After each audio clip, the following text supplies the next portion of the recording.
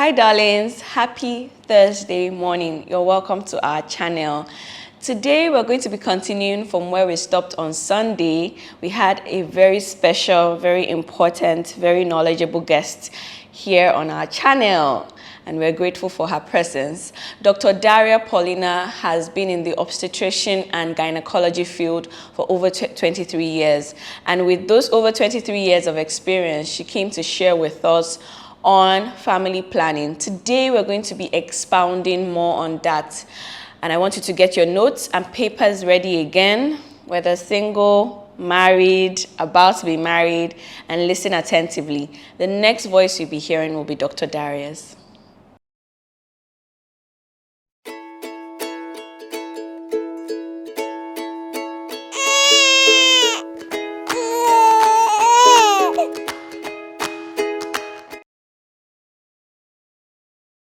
The calendar method is, like you rightly said, one of the fertility awareness methods. You monitor your cycle for like 6 months. Cycle being from a day 1 of your first period to the day 1 of your next period.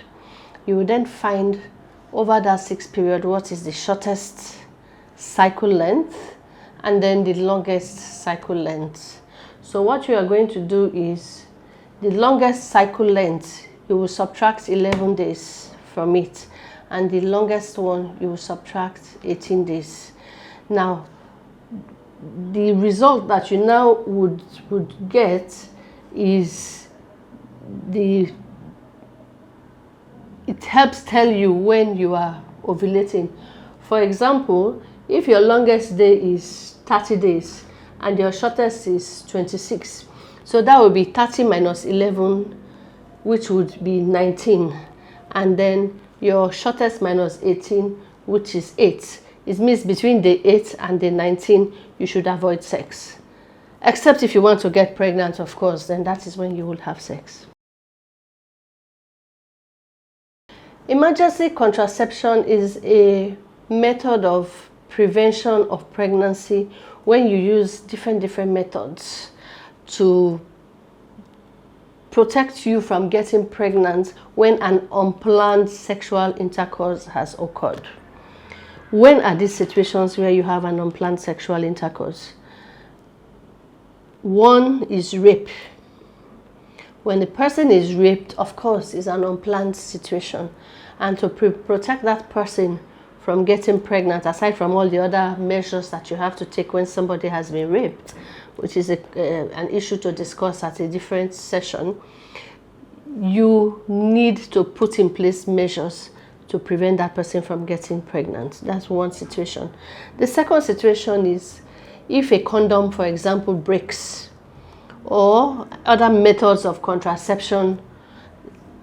Mainly is condom, because sometimes you may use a condom and the condom breaks, or it just tears, like it rips, or it leaks in some form or the other, and you want to use that as a backup method.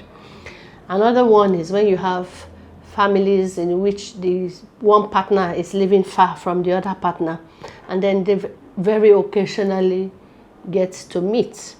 It definitely should not be used as the mainstay of contraception. The reason being that the kinds of drugs that are used, if you use it in the manner for contraception as emergency contraception, they distort your cycle. And they also have a higher failure rate. The most commonly used one, which I've seen abused a lot in this environment, is Prostanol. People just use Prostanol that after sex they just swallow Prostanol and say, oh, they have been sexually exposed. So, and then it scatters their cycle.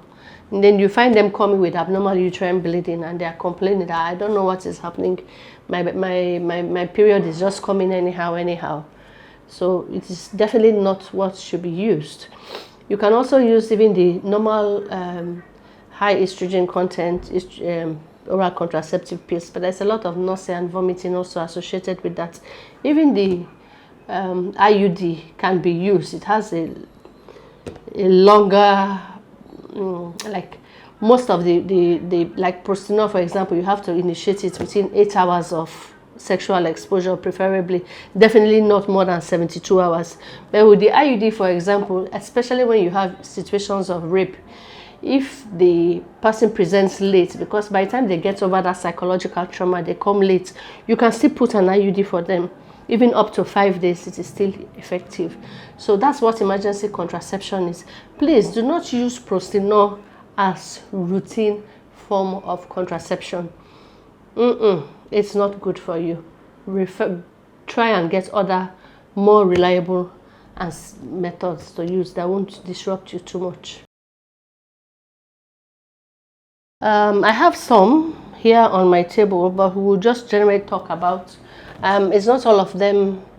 It's not all of them that I have. Okay. Let's talk quickly about barriers. This is a very common one. This is the regular condom. This is what it looks like. This is a pack of 3. Not to advertise it, but at least just to show you that this is one of the methods. At a later session, we can talk about how to use a condom properly. But this is the male condom. This is the female condom. It's intended to empower women a little bit more, because you know that whether we like it or not, the fact is that this is not a balanced world. Men are still dominating, and most women don't have the power to say no. And most women don't have the power to say use condom or contraception. So this gives us a little bit more power. Okay, so there are other barriers that I don't have here. We have the cervical cap, the diaphragm, which I don't have here. They're not very easy to get in. They're not very to get in Nigeria. Then the non-barrier ones, like the ring that contains contraception, we also don't usually have it in Nigeria here. There are spermicides. There are gels, creams that you can use that kill off the sperm cell. But those ones also have plus and, of course, like I said, every method has plus and minus. The cervical cap we've mentioned, I think. The contraceptive sponge, which also is infiltrated with spermicide. And then we have the ones that are more common in our environment. This little thing here is Cyanopress. It's a progesterone. It's one of the injectable methods of contraception. There are others that come in different form, like the Depo-Provera. We have the Noristerat as well. Then we have the long-acting reversible methods of contraception.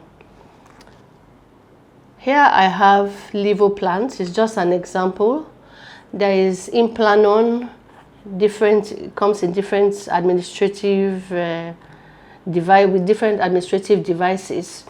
So this implant is one of the hormonal long-acting reversible contraceptive methods, where this one has 2, by the way, 2 matchstick size devices that contain the active levonorgestrel inside, and it will be bringing it out little by little into the circulation, and it's normally inserted in. I don't know whether the camera can see this little scar here. Are you able to see it? I don't make scars usually. Are you able to see this scar? All right, now this was long ago. Yeah, and then this is a little scar. It leaves you, and then when the effect is over, it can be taken out. So it's a very good method, very reliable method of contraception. The other hormonal long-acting contraceptive device that we have is the IUD, which, this one I've used already, but Eliora is one of them. There is also Marina, there is Emily, there are different types. It contains the same hormone as this one here, but this device goes into the uterus just like the copper T, the copper 7, the copper Y. But instead of just having copper, it has the same levonorgestrel. It has 52 milligrams of it, and little by little it will be coming out into the lining of the uterus, which we call the endometrial lining, because this is placed in the cavity. I will soon show you a model that is carrying an IUD. Okay. Now, I talked about intrauterine devices. If you're able to focus here, can you focus?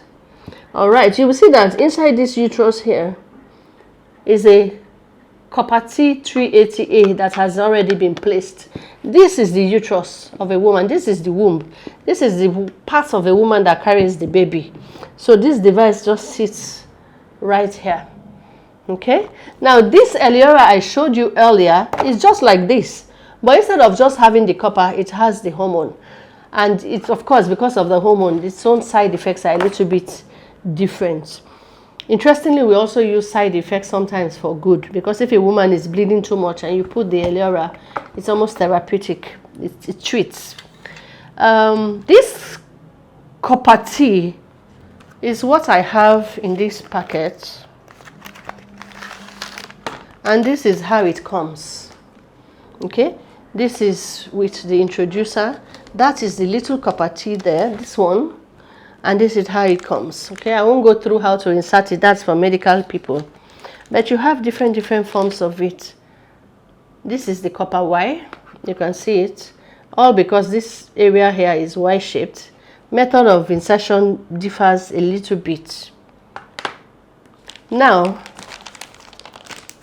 all those other ones, the copper T, copper Y, are non-hormonal, long-acting, reversible contraception. Now you can see this one. It is a little bit bigger. Well, not a little bit, quite much bigger actually, that compared to this one. The reason being that this is used for women who have just delivered. This is used in what we call the postpartum period. You can see the applicator here is a whole lot larger.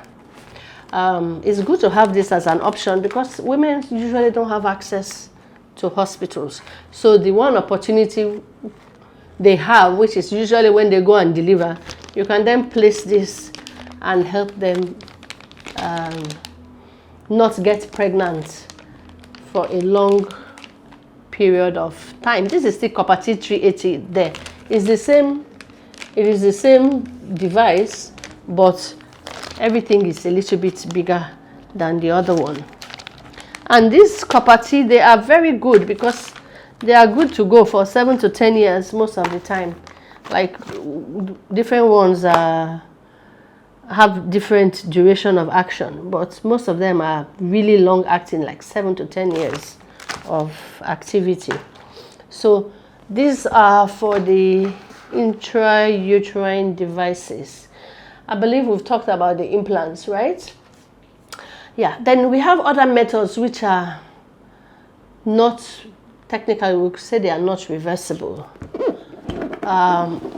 Those involve sterilization methods. There is that for the men, and then there is that for the women. Bilateral tubal ligation. That is when you take the tubes. Every woman should usually have 2 tubes. So you take the tubes and you tie them in one form so that the sperm that is entering and the egg that the woman ovulates that goes to the other end of the tube, they don't meet. So being that they don't meet, the conception does not take place. Very good, very reliable, perhaps the most reliable method of contraception. There are 2 times that the female sterilization method is applied. It can be done immediately or within the first 72 hours of delivery. That is also good when women don't have easy access to the hospital. So once they come, they deliver, you get it done for them. And we assume it is a permanent thing. It can be done the hard way, which is the proper surgical method, which you open just under the belly button and then make a little C-shaped, upward C-shaped cut and deliver the tubes through that, tie it, cut it and put it back inside. And then that part of it that's been cut is sent to the pathologist to be sure that that's a tube that has been cut. Of course, when you do that, you know, if you want to still get pregnant, you have to go for an IVF because reversing it is not an easy thing. But they can also use clips and they can use bands and do it laparoscopically. That's with minimal access surgery. And then when you do that, the bands can be taken out, the clips can be taken out, but you cannot also assure that that person will get an intrauterine pregnancy. She could also still have an ectopic pregnancy, by the way. You should be aware of that. Now, you can do that at interval when a woman is in between pregnancies and then she just decides like, okay, I don't think I want to do this anymore. In that case, the cut that is then made is just a little above around the pubic hairline. That's doing it the hard way, but you can still do it laparoscopically with the same methods I've earlier discussed. How about the men? Can I bring a penile mode out? Good. The men's own, don't mind them, they run away from it. This is a penile mode. So what happens with the men is that this is the testis. This is where the sperm cells are produced inside these two things.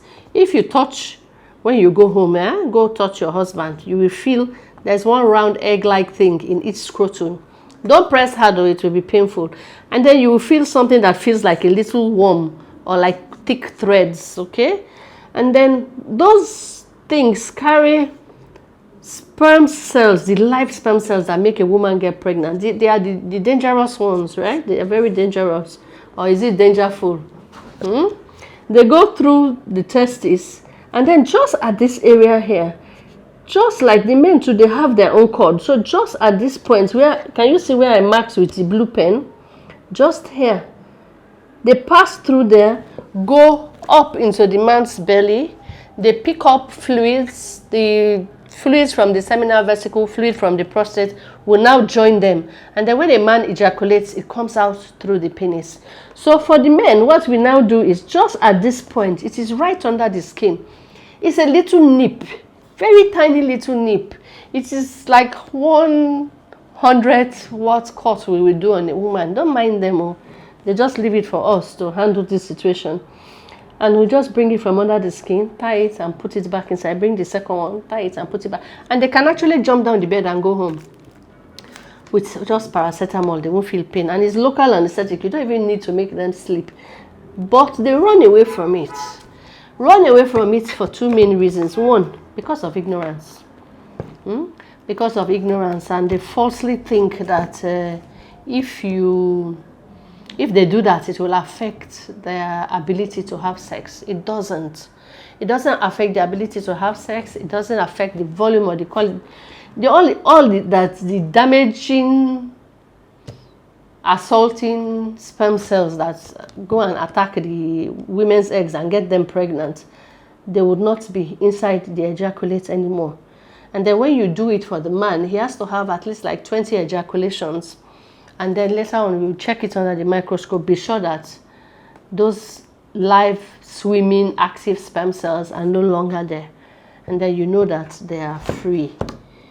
Actually, now that we are talking about men, perhaps I can use this opportunity that if you protect or make a man not get a woman pregnant or family planning for them, you are protecting many women. Because one man can impregnate 9 women in a year. In fact, they can impregnate hundreds of women in a year. Okay? But if you protect one woman, you're only protecting one woman from getting pregnant. I wish our focus should actually be directly on men. But men are so afraid for cultural reasons, for ignorance, and they think it makes them less of a man. Unfortunately, also, the healthcare providers, you know, if you don't believe in something, you can't sell it. And a lot of our healthcare providers are also carrying that same cultural concepts in their minds, that family planning is meant for women. It's not necessarily so. We as women too, as our children are growing up, our male children are growing up, we have to teach them the right things, let them realize that they need to be fair to the other women in their lives. They are usually very fair to their moms and perhaps to their sisters. But every other woman that they meet in their life is usually, I'm not saying all men, but it's usually fair game, and they don't want to usually be assuming the upper hand. Women, as we raise our male kids, we need to put that inside their minds, put that inside their hearts, that they have actually to be fair to them. They have to take responsibility. They have to assume responsibility for what happens also to their wives and their girlfriends, and in fact, not even their girlfriend, every side chick as well. Usually is one of the non-reversible contraceptive methods. Yeah, so they need to be sure of what they want to do. It's just like tying a woman's tube. They are classified as non-reversible methods, even though surgically you can try to reverse it, but it's not always assured. So we classify them as non-reversible methods of contraception. But by the time a man has already had 3-4 children, if a woman can do it, so can a man. So it can't just, I know that we bear the brunt of reproduction. Women bear the brunt of, in fact, you don't just bear the brunt of reproduction, you bear the brunt of child rearing. It is usually your time, your energy.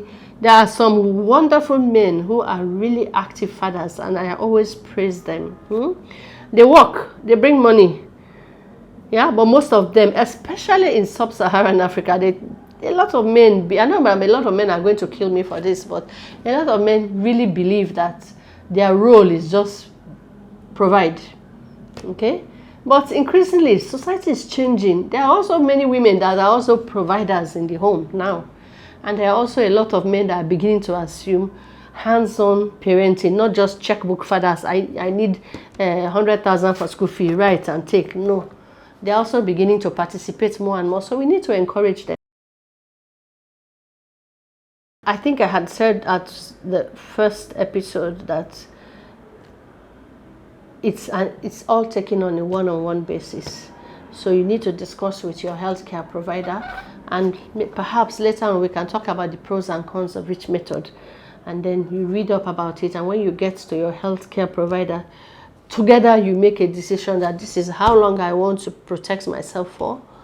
And this is when I want my baby, because each of them, the duration of action of each family planning method differs.